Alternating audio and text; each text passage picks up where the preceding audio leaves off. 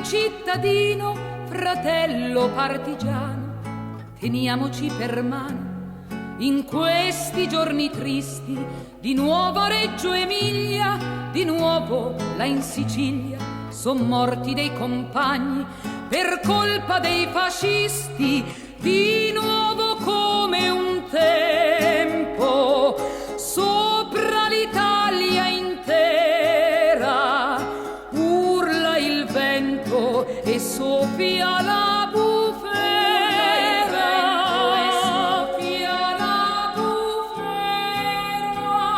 A 19 anni è morto Ovidio Franchi, per quelli che son stanchi o sono ancora incerti. Lauro Farioli è morto per riparare al torto di chi si è già scordato di Duccio Galimberti. Son morti sui 20 anni per il nostro domani, son morti come vecchi partigiani, vecchi partigiani. Marino Serri è morto a Frotondelli, ma gli occhi dei fratelli si son tenuti asciutti.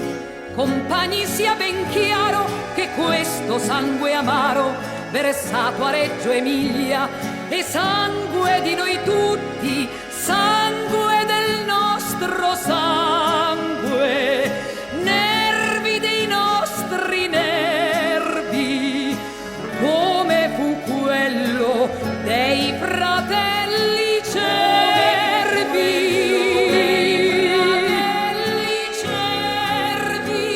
Il solo vero amico che abbiamo a fianco adesso è sempre quello stesso che fu con noi in montagna, ed il nemico attuale è sempre quell'eguale a quel che combattemmo sui nostri monti in Spagna. Uguale la canzone che abbiamo da cantare, scarpe rotte pur bisogna andare,